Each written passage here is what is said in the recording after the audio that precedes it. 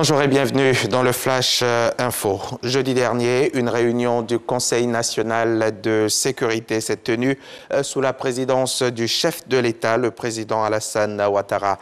Une réunion au cours de laquelle il a été entre autres question de l'évolution de la maladie à coronavirus en Côte d'Ivoire. Le Conseil a décidé de prendre le taureau par les cornes et prend ainsi de nouvelles dispositions dans la lutte contre le monstre. Nous avons décidé de revenir sur ces décisions du Conseil national de sécurité, mais c'est à suivre dans le 13h et ce sera avec Walter Amadou Ouattara.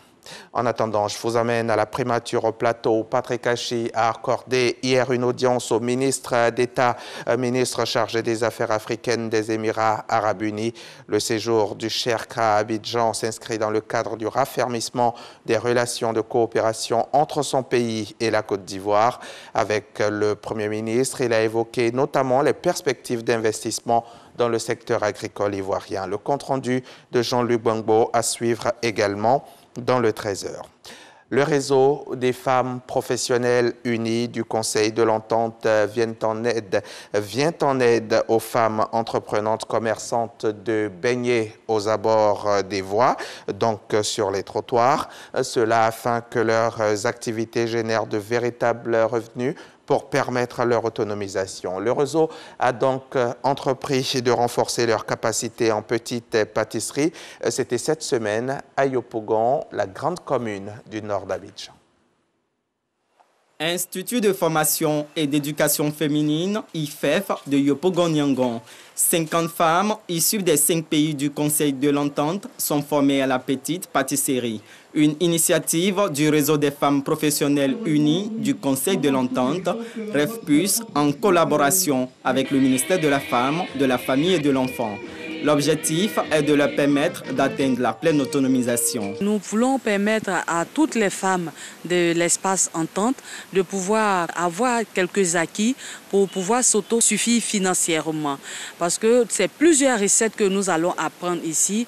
Alors chacune, selon ses capacités, pourra exploiter ses acquis pour pouvoir devenir une marque dans son pays d'origine. 3 jours durant, ces femmes vendeuses de beignets dans les différents quartiers renforcent leurs capacités en entrepreneuriat.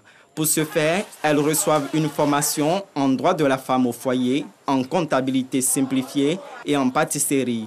Elles ont pu suivre également le témoignage d'une opératrice économique partie de rien, devenue modèle aujourd'hui. J'ai décidé de participer à cette formation pour avoir plus de connaissances. Cette formation peut m'aider dans la vie future. On ne peut pas être autonome sans être formé.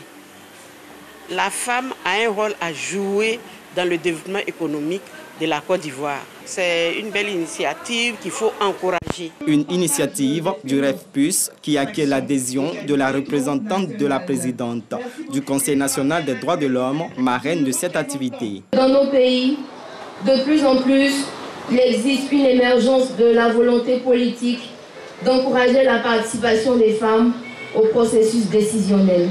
Je vous encourage donc à saisir cette opportunité qui s'offre à vous, à faire preuve d'assiduité, de courage et de dévouement tout au long de cette session d'apprentissage.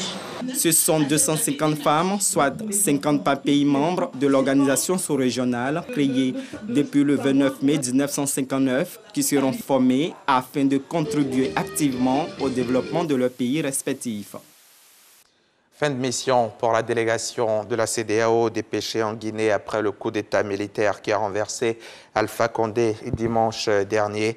Les ministres des Affaires étrangères du Ghana, du Togo, du Burkina Faso et du Nigeria ont quitté Conakry hier vendredi soir. Ils ont rencontré le colonel Mamadi Doumbouya à la tête du comité national de redressement et de développement qui a pris le pouvoir. Comme elle le demandait, la délégation a pu voir Alpha Condé et il va très bien, comme l'assurent plusieurs membres de cette délégation. En Afrique du Sud, l'ancien chef de l'État incarcéré depuis début juillet pour outrage à la justice a été libéré le dimanche 5 septembre 2021 pour raison médicale. On parle là de Jacob Zuma, une liberté conditionnelle accordée par les services pénitentiaires. L'opposition ne décolère pas et dénonce une décision politique. Pour le principal parti d'opposition, l'Alliance démocratique, cette libération est illégale et injuste. juste.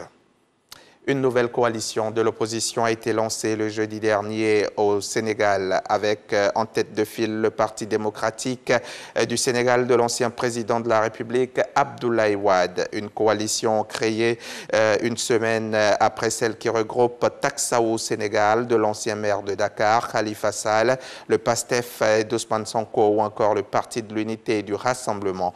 Tous sont dans le viseur. Les élections locales, municipales et départementales de janvier 2022 ont rejoint cette coalition de Wade. Plusieurs leaders de l'opposition, dont les anciens ministres Mamadou Diop Decroix et Thierno Alassane Sall, ainsi que l'ancien Premier ministre Abdoulaye Mbaye. Objectif donc, gagner les élections de 2022.